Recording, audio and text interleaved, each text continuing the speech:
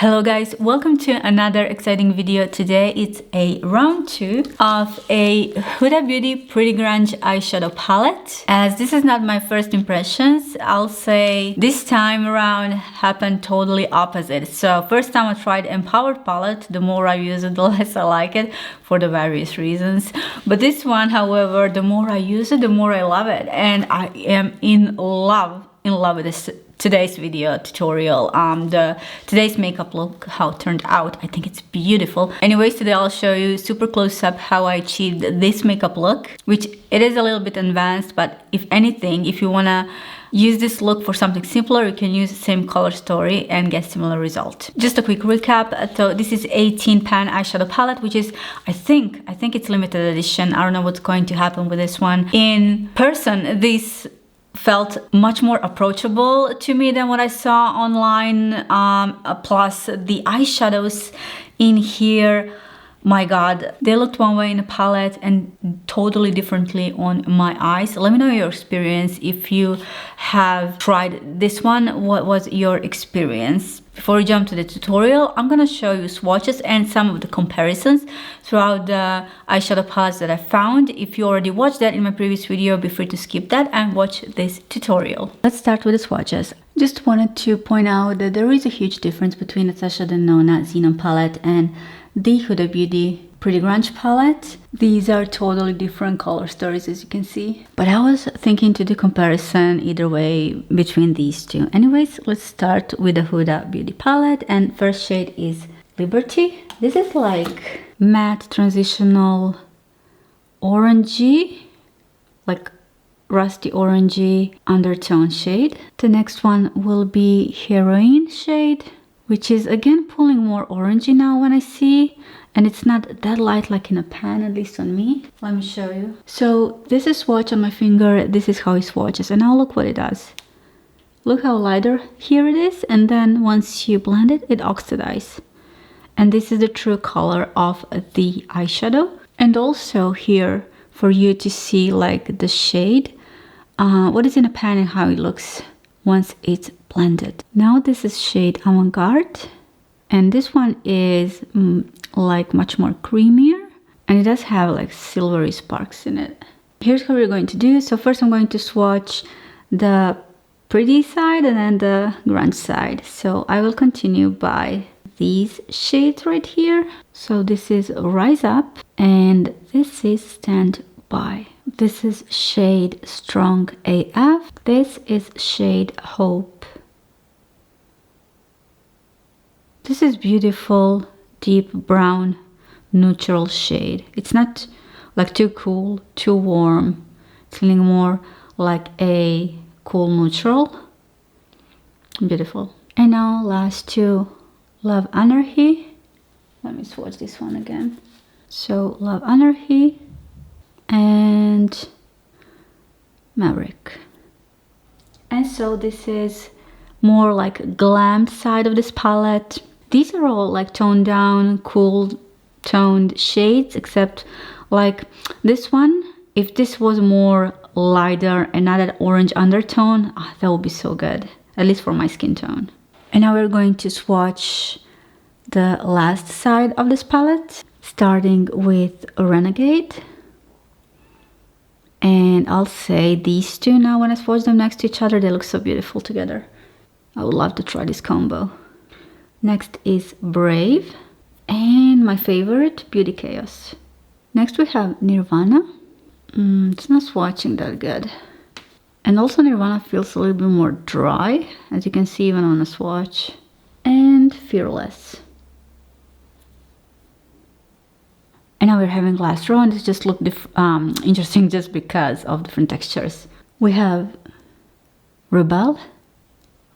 Gorgeous. Freedom, another gorgeous color. Like I said, this one pulled really pink on me. And the last one is Grunge. And so here are all 18 shades swatched. I'll say Nirvana swatched the worst, like the driest out of them all. I don't know why. But anyways, here are the swatches. So up until here is the pretty side, and this is grunge side. We're like even supposed to have a multi-chroming here, but we are not having any true multi-chroming here. The closest that I can get to is like this kind of, I don't know, I'll say duochrome, but it's not like fully functional multi-chrome in a way, you know. Now here we have Natasha Denona My Dream palette next to the Huda's, and I'll say I did find some similarities, that is for sure. But at the same time, we do have a couple of shades in each palette that we cannot see in the other. Now, whenever I'm doing comparisons, the top row is from Huda's, and this is a My Dream palette that I am comparing it to. Now, in the biggest difference, I'll say, when it comes to textures and when it comes to the formulation, we do have like true multi-chrome in the Natasha's palette. We also have this orangey shade called Invention, which is like super orange, and I think it would even go beautifully on top of, maybe on top of this, even though it's really vibrant. Now, some of the shades that you can see are pretty much close, but for the one that I couldn't find anything, I just, you know, put them randomly in here. Also, what I'll say is that Natasha's have, of course, her cream to powder formula, and also we do have like these kind of a reddish burgundy shades that are really vibrant. We do kind of have some pops in color, where this one is much more even different undertones. We're having like specific tone of the palette, if I may say like that. And of course we do have this gloss in here, which here and here I swatched Natasha's Black as Black, and this one is much more vibrant in opacity, and this is my favorite black eyeshadow to use. It is cream to powder, it's easy to manipulate, and that's the main reason why I do love and suggest that one. We do have here a couple of orange undertones. These are pretty similar, so this first one is Carpe Diem, and this lighter is Unity. But the pigmentation on the Natasha's, I'll say it's a bit stronger. And another difference, if that makes your choice for the purchase, is that in Natasha's we do have standard 15 eyeshadow pan, and where we have in here 18 eyeshadows. Huda Beauty next to Natasha Denona I Need a Nude palette. So here is the full color story. Again, 15 pan eyeshadow palette versus 18. This is the full color story. As you can see, I did find some similarities, but I think even My Dream palette was even more comparable than this one. Some of the shades I couldn't match, so I just put them wherever I could. But any similarities that I found, I put there. Again, I wouldn't say that we have that much. And of course, in a I Need a Nude palette, we do have her standard Natasha Denona's formula, matte, cream to powder, and also new shimmer and new wet metallic formula. Also, I'll say we don't have orangey undertones in here. These are more leaning as a muted rosy and nude shades. And I'll say, if anything, it's more matching on this side than on a grunge side from the Huda Beauty. Because at the end of the day, this is like primarily being a glam makeup palette, right? So here it is. Now, as I was going through my collection, and of course this is all matte eyeshadow palette. This is Makeup by Mario Master Mattes. I did find something interesting. So these are all matte shades that I could match with Huda's palette. Of course, I don't have any shimmers. But the main reason I'll say that Huda's, she does have those purplish and this one burgundy shade, where almost everything else, minus this lighter shade, it's like pretty close, like some of the shades pretty similar. Yeah, I just wanted to point that out. And obviously we don't have these shades right here, but instead here we do have much more purpley and burgundy shades instead. Again, not super comparable, just wanted to point it out if you do have like master mattes, or if you wanted to, I don't know, maybe purchase one. Again, this is one of the essentials makeup palettes that was inspired by a human skin tones, and I would always recommend this one. But when it comes to formula, I'll have to say I do prefer Ethereal Eyes a bit more, just because I feel like those mattes are a bit less drier, and the texture and the formula itself, it is a little bit different. So here they are once again.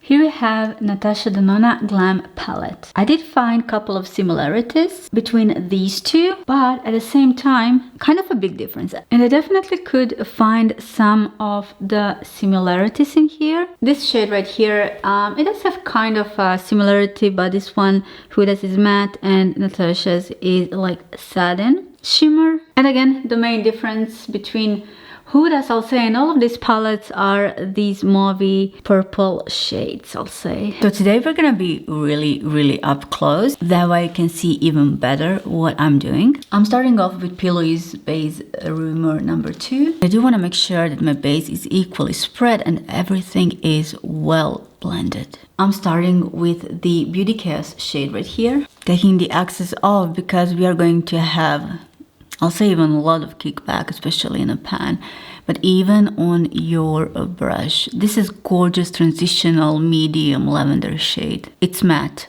I'm loving this one. So if you watched my previous video, you'll see that I did a little bit more approachable tutorial last time, but this time I do want to do like full-on in-depth advanced tutorial. Once again, I'm packing that eyeshadow. And now it is time for a little bit bigger blending brush just to blend these edges. I have to say, first time I used this one, I didn't experience any blending issue with these eyeshadows. Okay, once everything is blended, I'm not worrying about this area right here because later we are going to cut a crease, so we'll clean that. Now I'm gonna take shade Freedom, which is kind of a lighter version of the previous one, and I am going just around the edge of this one. And as you can see, this one is really showing up kind of a pink on me. I even could have started with this one actually and then switch to the darker one, but it's fine. Again, I can even go back with the Beauty Chaos shade, but you can see now how it pulls lighter once I started applying it, and as I am blending it, it kind of it oxidizes. I'm going to switch with a little bit of Nirvana shade, and I will start applying this one from the lower part of this crease, and then I can work my way up just one step at a time and not too much of it. I can always, and I know I will add up a little bit depth later once I cut my crease. That is something that I love to do. I love to emphasize that portion that looks so stunning later. You'll see. Back this color a little bit even more, and this is how it looks like. Now I used Inglots MC Gel Eyeliner in number 77, but I used the one in my upper waterline for now. And one thing I'm going to do now, kind of I'm skeptical about it. It is this Grunge shade right here, and as you can see, I already have what was fallout from the other eyeshadows. And again, I'll just say how I wish this was having a cover or being protected. Same, I wish that in Empowered palette as well. So this one was supposed to be like a gloss, but what I'm going to do now, I have no intention. You can see how glossy this one is. I don't have an intention to apply this as any kind of a topper. This is black. So instead, I am using this one just as my usual guideline base that I usually do when creating makeup. I don't know how the eyeshadow will stick on top of this. We'll see. I'm gonna take smaller blending brush and just slowly start to blending this. I think because of its texture, a little bit can go a long way. This one is a bit different to manipulate. I already do have some transfer, and I will just use my Q-tip to remove that. But see what is problem with the texture like this? Look how long it can go. So in general, I'll have to remember when I'm using this specific product to apply less and to apply smaller amount of this product. This one acts way differently than a regular base, cream base. And I wouldn't use this as eyeliner or something like that. No way. Well, it's not meant for that anyway, so honestly, I don't know how much this was helpful.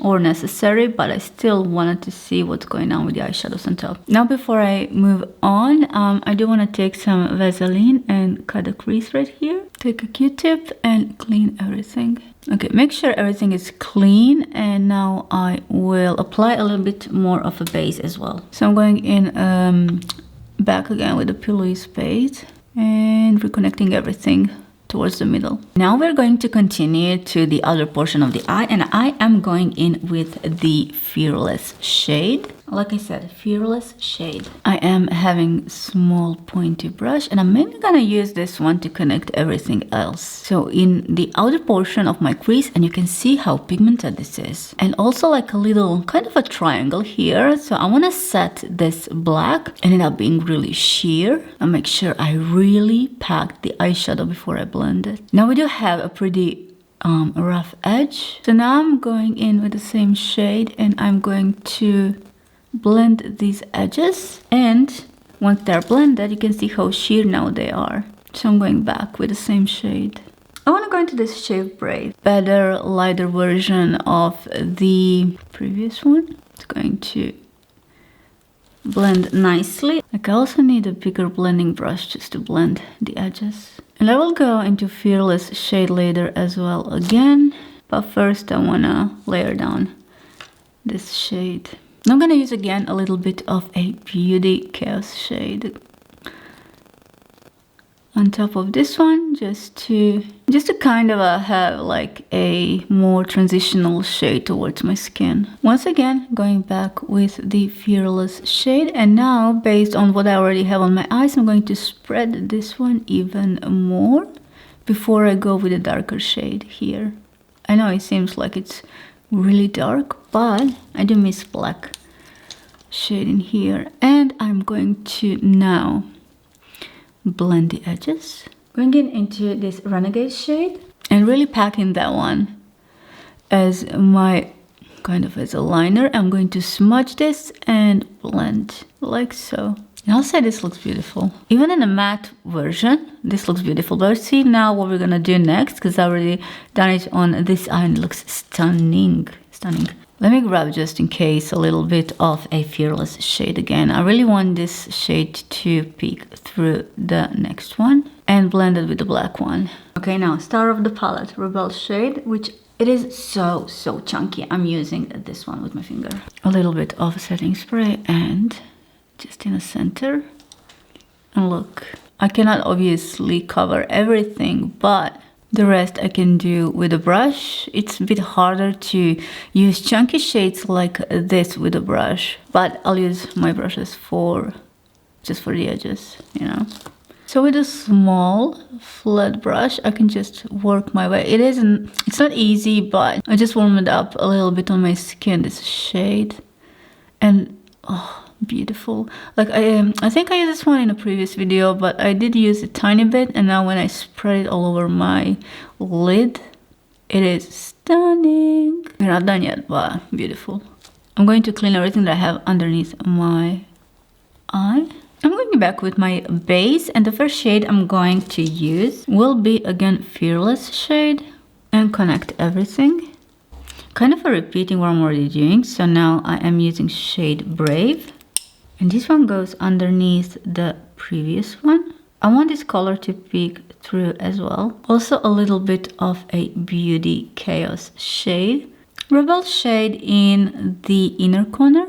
And also I was thinking, go a little bit with this shade Strong AF.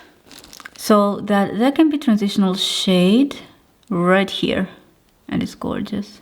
Yeah. I'm also going with the shade Renegade, just on the outer portion of my eye. Now I will apply some lashes. I will also apply a little bit of a liner as well, just to cover my lower lash line before the eyelashes finish off my face, and I will be right back with you guys. Anyways, I was thinking to do comparison between Natasha Denona Zeno palette and this one. They're not comparable by any means, in a sense they are like similar color story, but since these are one of the most exciting launches lately, I do wanna play with each eyeshadow palette once again and try and test and give you my experience and my thoughts. Again, I'm super in love with today's tutorial, and once again I did try this grunge side. I think I'm more drawn towards this side than the other one, but I still have to try to use this side as well. These shimmers are just gorgeous. This Rebel Shadow was main star of today's look. Yes, to pick it up with a brush is kind of a nightmare because it is so chunky, but at the same time if you apply it with your finger, it's gorgeous and easy to work with. I think even in this one the formula was kind of a little bit improved. One thing that I realized, as you could see throughout the tutorial, certain mattes, they do have like 100% opacity when you place that eyeshadow on your eyelids, but what happens is if you go with the other shade, it kind of erases the previous one. You need to be specific while applying those mattes. They do react kind of differently. Maybe some of you like that. Me personally, it's not that I like it, it's not that I don't mind it, it's just I do love once I do apply eyeshadow that it stays as it is. This one kind of can pull back, sheer down, so you need to make sure once you apply that it stays 100%, you know. Anyways, thank you so much for your support. If you like this type of a content, please make sure to give it a thumbs up as it helps to reach more people. Before you leave, make sure to watch this video where I discuss my first impressions with this palette. And guys, I will see you really soon in my next one. Thank you. Bye.